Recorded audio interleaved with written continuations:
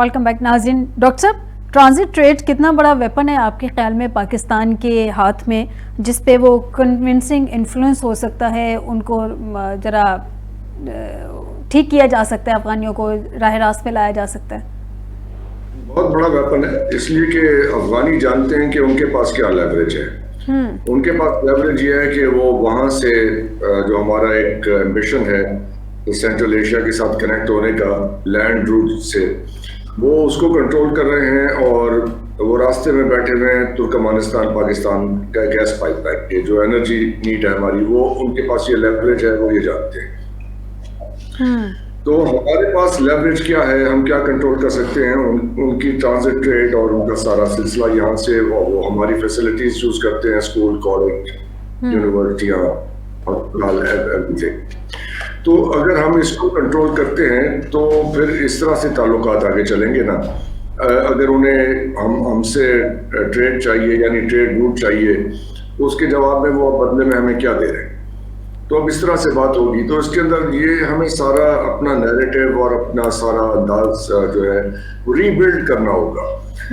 यहाँ पे जो 1980 वाला नैरेटिव था वो तो सारी बात पुरानी हो गई, खत्म हो गया। पहले तो हमें यकीन दिलाया था कि जी ये हमारे बरातर इस्लामी मुल्क है, वो बरातर इस्लामी मुल्क वाला नैरेटिव तो पुराना हो गया ना, खत्म, एक्सपायर हो गया।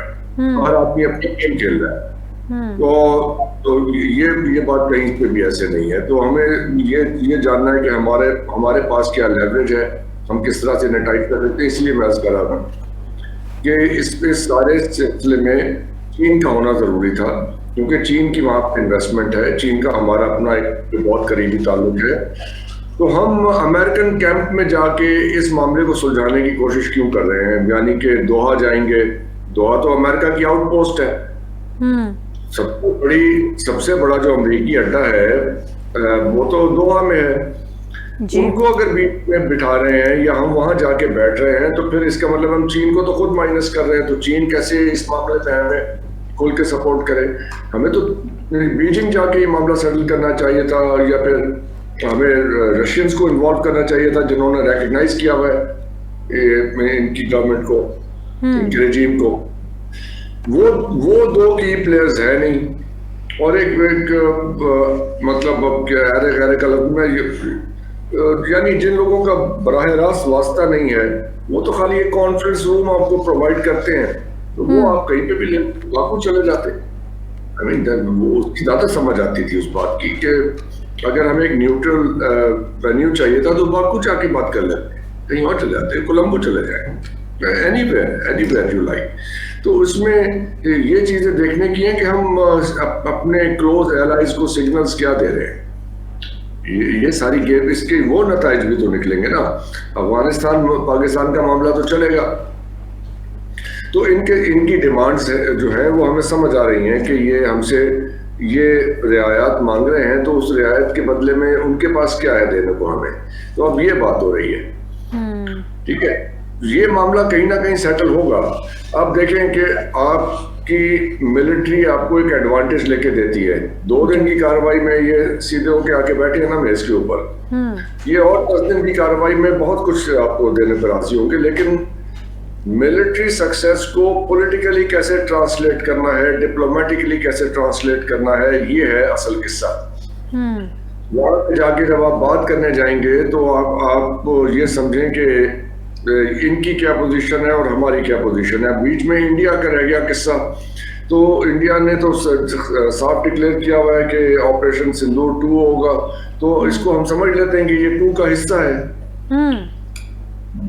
ये ऑपरेशन सिंदूर 2 का हिस्सा है ना, कि वहां से हमारे खिलाफ कार्रवाइयां हों, उन्हें पैसा सप्लाई किया जाए, उन्हें वेपन्स दिए जाएं। तो हथियार खरीदने के लिए पैसा चाहिए, उसमें बारूद डालने के लिए पैसा चाहिए, फिर जिसने वो हथियार चलाने हैं उसका भी कोई खर्चा होगा, वो खर्चा किधर से आ, ये चीज फिगर आउट करें।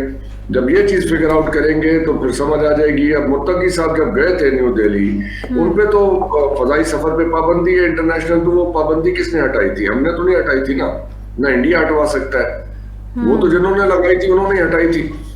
तो इसका मतलब है किसी ने फैसिलिटेट किया था ना कि भाई तुम उधर जाओ दिल्ली जाके, तो वहां पे अपना मामला सेट करके आओ और फिर ये कार्रवाई शुरू करो। ठीक हो गया डॉक्टर साहब, मैं आपकी जानिब आती हूँ। शेख बातें तो साहब जी देखें जी, कि वो पाबंदी किसने लगाई थी और किसने एग्जैक्टली उनको बिल्कुल सही कह रहे हैं, इस चीज़ को देखना होगा। शेख साहब, इम्पॉर्टेंट न्यूज़ है मेरे पास, जो है ना, अफ़गानिस्तान से जो खबर आई है, सोर्सेज के थ्रू बड़े क्रेडिबल रिलायबल सोर्सेज हैं जिनके थ्रू ये खबर आई है कि जो उनके बड़े सीरियस टॉप 5 लीडर्स हैं उनको उन्होंने अपनी रिहाइशगाहें तब्दील करने के लिए कह दिया है, जिसमें मैं नाम बता देती हूँ। मुल्ला हैबतुल्लाह ख़ुनज़ादा हैं, और उसके अलावा हैं जनाब अमीर ख़ान मुत्तकी हैं, फिर मुल्ला मोहम्मद याकूब हैं, मुल्ला नूरुल्लाह नूरी हैं, और उसके बाद मोहम्मद नबी उमरी हैं। इन 5 को उन्होंने कहा है कि आप अपनी रिहाइशगाहें, अपने घर तब्दील कर लें, जिसमें से अभी तक के इत्तलात के मुताबिक जो मुल्ला हैबतुल्लाह ख़ुनज़ादा हैं वो अपनी रिहाइशगाह तब्दील कर चुके हैं। प्रॉब्लम ये नहीं है कि ये अपनी रिहाइशगाहें तब्दील कर रहे हैं, प्रॉब्लम ये है कि इनको रिहाइशगाहें फौरी तौर पे अर्जेंट बेसिस पे तब्दील करने के लिए कहा गया है अफ़गानी गवर्नमेंट की तरफ से या उनकी साइड से। तो इनको ऐसा क्यों कहा गया है? अफ़गानिस्तान ऐसा क्या स्टेप लेने जा रहा है कि जो उसको पता है कि पाकिस्तान उसको रिटर्न में कोई स्ट्राइक्स करेगा और ये टारगेट हो सकते हैं? ये बड़ा इंपॉर्टेंट क्वेश्चन है, जो कि अलार्मिंग क्वेश्चन है। अच्छा देखें, इसमें इस तरह है कि आपने इंडिया के ख़िलाफ़ जंग हर महाज पे बड़े अच्छे तरीके से जीती। हमने अखलाकी तौर पे भी वो जंग जीती, हमने सफारती तौर पे भी वो जंग जीती, हमने फिज़िकली वार की शक्ल में भी वो जंग जीती। ये बिल्कुल ठीक, इसमें कोई दो राय नहीं है। ये बेसिकली इंडिया का जो जंग का पार्ट 2 है, बिल्कुल ये वही है। लेकिन हमें इस मामले को भी, हाँ, ऑपरेशन सिंदूर 2 आप इसको कह सकते हैं, बिल्कुल ठीक है, इसमें कोई दूसरी राय नहीं है। लेकिन जिस हिकमत बसीरत के साथ आपने इंडिया के साथ वार की, आपने इंडिया के साथ जो है ना वो जंग की, देखें वो एक कंट्री था, वो मुल्क था। ये लोग एक मुल्क नहीं है, ये बेसिकली किराए के कातिल हैं। अब हम बावसूख ज़राए से ये बात मालूम हो रही है कि इनको अरबों डॉलर पर मंथ दिए जा रहे हैं। किसकी जानिब से? इंडिया की जानिब से। ओके, पर मंथ या पर वीक? पर मंथ जो है ना अरबों डॉलर दिए जा रहे हैं। और वो इस सारे पैसे का इस्तेमाल वो सिर्फ़ और सिर्फ पाकिस्तान के ख़िलाफ़ इस्तेमाल कर रहे हैं। और दूसरी बात ये है कि अगर उनका पार्ट क्या होगा, उनको क्या फ़ायदा पहुंचेगा? इंटरप्ट नहीं करना चाहता, इंडिया इन्हें पैसा भिजवा किस जरिए से रहा है, जरा इस पे रोशनी डालिएगा जी। देखें जी, वो तो वो जो भी ज़राए हैं, अब ठीक है सोर्स, डॉक्टर साहब एक्चुअली सोर्स का नाम लेना थोड़ा मुश्किल होता है, लेकिन चले मैं एग्री करती हूं, आप खबर दे दें। उसमें ये है कि आप देखेंगे इस सारी जंग को चलाने के लिए, इस सारे मामलात को देखने के लिए, बेसिकली अगर आप इनकी फाइनेंशियल कंडीशन देखें तो ये ज़ीरो हैं। ऐसे ही इनको अपनी हुकूमत चलाने के लिए भी पैसे चाहिए, इनको अपने घर चलाने के लिए भी पैसे चाहिए। ये मतलब नहीं है नाम लेना, चैनल आपका मुतासर ना हो तो मैं खुद ही ले लेता हूँ ना। जी प्लीज ले लें। मिडल ईस्ट से आ रहे हैं आपके, और कहाँ से आते हैं इस तरह के पैसे? इंडिया के पैसे मिडल ईस्ट से ही रीरूट होके आ रहे हैं ना अफगानिस्तान में। मिडल ईस्ट से, चले उन्होंने सोर्स बता दिया। देखिए ये चले जिस भी सोर्स से आ रहे हैं वो इंडिया की तरफ से आ रहे हैं, और ये इस्तेमाल जो है ना ये डायरेक्ट तो नहीं ना भेजे जा सकते। अफगान जो हुकूमत है वो उस पैसे का इस्तेमाल पाकिस्तान के अफगान हुकूमत को उससे क्या फायदा हो रहा है अगर वो सारा का सारा पैसा पाकिस्तान के खिलाफ इस्तेमाल हो गया?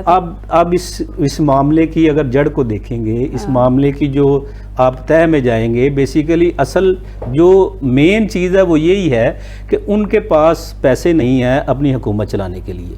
अब उन्होंने कोई ना कोई सोर्स तो ढूंढना था। अब आपने इंडिया के ख़िलाफ़ सारे महाज पे जंग जीती। अब आप इन मुज़ाकरात को देखें। अब अगर आप इन मुज़ाकरात को देखेंगे कि अब पाकिस्तान को इन मुज़ाकरात का कोई फ़ायदा किसी फोरम पे हुआ है? जो मेरे ख़्याल में, जो मेरा पॉइंट ऑफ व्यू है, वो पाकिस्तान ने सफारती जंग आपकी इंटरनेशनल लेवल पे जीत ली है। आप देखेंगे कि इस वक्त सारी दुनिया पाकिस्तान के मौक़िफ़ को समझ चुकी है, सारी दुनिया पाकिस्तान के साथ खड़ी है। वो जो पाकिस्तान का मुतालबा है वो ये है कि तहरीक तालिबान पाकिस्तान, जो पाकिस्तान में हमारे जवानों को शहीद करती है, जो हमारे बच्चों को शहीद करती है, जो हमारे लोगों पे जुल्म सितम ढा रही है, इसको ख़त्म किया जाए। और पाकिस्तान इंटरनेशनल लेवल पे ये चीज़ साबित कर चुका है, इसके पीछे अफ़गान हुकूमत का हाथ है। मेरे ख्याल में जो इस सारी एक्सरसाइज में, इस सारे मुज़ाकरात में, इस सारे पीरियड में हम पूरी दुनिया को अपने साथ खड़ा करने के लिए हम कामयाब हो चुके हैं। खड़ी तो हो गई है, दुनिया कर कुछ नहीं रही है ना। ये मैं आपकी जानी बात हूँ डॉक्टर साहब, मैं जरा इनका पॉइंट ले लूँ फिर मैं इस अच्छा, पे। उसमें मैडम अगर आप देखें, हमने सफारती जंग इंटरनेशनल लेवल पे जीत ली है। अब तुर्किया सफारती जंग हमने शेख साहब जीत ली है, लेकिन उस सफारती जंग का प्रैक्टिकली हमें कोई इम्पैक्ट होता नजर उस तरह से नहीं आ रहा। शायद आने वाले टाइम में नजर आए, लेकिन फिलहाल क्या है? अगर आप इंडिया के खिलाफ भी हमारी जो अफवाज थी उसकी हिकमत अमली देखते, अफवाज की हिकमत अमली बेहतरीन थी। अफवाज ने जिस तरह से जंग लड़ी थी उसमें तो कोई दो राय नहीं है। जिस तरह से जलील इंडिया हुआ था हमारी अफवाज के हाथों। प्रॉब्लम ये है कि हमारे पॉलिटिशियंस की स्ट्रेटजी क्या है, जो जैसे अभी डॉक्टर साहब ने कहा, डॉक्टर साहब की तरफ जाती हूँ। डॉक्टर साहब, आपने बिल्कुल दुरुस्त कहा, आपकी बात को सेकंड करती हूँ कि हमारी जो अफवाज हैं जिस तरह से वो कामयाबी समेटती हैं, उस बयानिया को पॉलिटिकल रंग में आगे लेके जाना और उससे आगे जो नताइज लेना, ये हमारे पॉलिटिशियंस पे है, हमारे स्ट्रेटेजी मेकर्स पे है। वो कैसे करेंगे? हमारी मिलिट्री सक्सेसेस कारगिल से लेके आज तक पॉलिटिकली ट्रांसलेट नहीं हो पा रही हैं। ये है मसला। ठीक है, चाहे मैं इतनी पुरानी हिस्ट्री में नहीं जाते, आज ही की बात करें। 3 महीने पहले के हालात ये थे कि तालिबान आपसे बात नहीं करना चाहते थे, अभी मैंने ये बात की, लेकिन दूसरे कॉन्टेक्स्ट में करके देख लें जी। चीन के वजीर खारजा आते हैं, आपके वजीर खारजा का हाथ पकड़ के लेके जाते हैं कि काबुल चलते हैं, बात करें वहां पे जाके। ठीक है जी।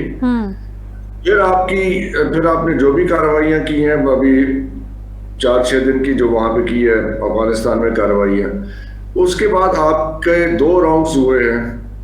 आप अनप्रिपेयर्ड गए वहां पे इन राउंड्स में, मेरे तज्जिए के मुताबिक, इसलिए कि आपको जाके क्यों पता चला कि वो ये टेररिज्म पे बात नहीं करेंगे, वो तो ट्रांजिट ट्रेड और अफगान महाजरीन पे बात करने के लिए बैठे हुए थे वहां पे। इसका मतलब है कि बैकडोर सोर्सेज से ये मामला, तो एजेंडा तो सेट ही नहीं हुआ था, आपको तो सरप्राइज मिला वहां जाके। तो मैं ऐसे समझूंगा कि आप अनप्रिपेयर्ड गए, आपको नहीं पता था कि वहां पे आपके साथ बात क्या होगी। आप एक मुद्दा लेके गए वहां दूसरा, इसका मतलब है कि ये डिप्लोमेटिक फेलियर ही कहेंगे ना जी, और क्या कहेंगे इसे? वो इसलिए कहेंगे डिप्लोमेटिक फेलियर कि आपने, ये एक बड़ा इवेंट है, 2 मुल्कों के बीच में जंग बंदी के मुज़ाकरात हो रहे हैं और तीसरी लोकेशन पे इस्तांबुल में हो रहे हैं। ये मामला पहले सेट हो जाते ना बैकडोर पे, ताकि जब कैमरे के सामने आए, सारी दुनिया के सामने आए, तो आपको लगे कि भाई ये मामला तय हुआ। आज प्रेसिडेंट ट्रंप और प्रेसिडेंट शी जिनपिंग की मीटिंग हुई है ना वहां पे साउथ कोरिया में। जब बड़े मिलते हैं आपस में तो ये बातें पहले तय हो चुकी होती हैं, तब जाके वो आमने सामने बैठते हैं, ताकि एम्बेरस्ड होके सामने से उठ के ना आना पड़े। आप जाके सीधे बैठ गए, आपको पता ही नहीं था कि आगे एजेंडा आइटम क्या है। अब तीसरा राउंड भी करके देख लें, मैं चाहता हूँ अल्लाह करे कि कामयाबी हो। डॉक्टर साहब, सऊदीया क्यों नहीं डायरेक्ट जा रहा? सऊदीया के साथ हमारा एग्रीमेंट भी हुआ है ना, दिफाई एग्रीमेंट, तो सऊदीया क्यों नहीं सब में आ रहा? सऊदीया का बड़ा इन्फ्लुएंस है तालिबान के ऊपर। वो सऊदीया क्यों नहीं आ रहा? हमें पहले दिन से नहीं पता था कि ये जो दिफाई एग्रीमेंट हुआ है, एक पे हमला, दूसरे पे हमला, हम पे 3 दफा हमला हो चुका है, वो कब आए? उन पे जब हमला होगा तब हमारे ऊपर प्रेशर आएगा। ये 1 साइडेड है, इसको आप इस तरह से रीड करें। वरना चलो दो पेटियां बारूद की भिजवा देते कि चलो भाई हमारे पास बंदे नहीं है इस लाइक के लड़ने तुम्हारे लिए जाके, तो ये हमारी तरफ से असला रख लो, हमने तो कुछ 400-500 बिलियन डॉलर का असला इकट्ठा किया हुआ है, उन्होंने क्या भेजा है आपको? तो छोड़ें इस बात को। वो रेलेवेंट ही नहीं है मेरी नजर में वो सारा किस्सा। बिला वजह आपने 4 दिन उसके ऊपर प्रोग्राम करके हमने भी किया। चलें, ठीक है, ठीक हो गया। लास्ट कंक्लूडिंग नोट दे दें सर। कंक्लूडिंग नोट ये है कि अब इसको आगे बढ़ने दें मामला। ये मुज़ाकरात वाले की बातें जो थी वो आज से 10-15 दिन पहले तक रेलेवेंट थी, अब बात आगे बढ़ गई है। इस मामले को अब जरा फोर्स यूज करके ही सॉल्व करना पड़ेगा। अब ये देखना है कि हम कितनी देर के लिए ये इस लड़ाई को लड़ने के लिए तैयार हैं, हम अचीव क्या करना चाहते हैं, अपने टारगेट्स डिफाइन कर लें कि ये हमारा टारगेट है।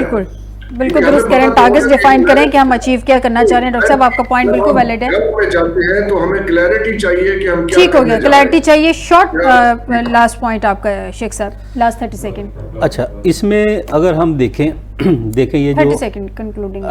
जो मुज़ाकरात हुए हैं, इसमें क्या पाकिस्तान ने क्या कुछ खोया, क्या कुछ पाया? मेरे ख्याल में आप सफारती और मुज़ाकरात की जंग जीत चुके हैं। हम ठीक है, जंग आपके ख्याल में हम जीत चुके हैं। बहुत शुक्रिया दोनों मेहमानों का मुझे प्रोग्राम में ज्वाइन करने के लिए। नाज़रीन, आज के प्रोग्राम से दीजिएगा इजाज़त। बशर्ते ज़िंदगी आपसे दोबारा मुलाकात होगी। अपना ख्याल रखिएगा। अल्लाह हाफिज़।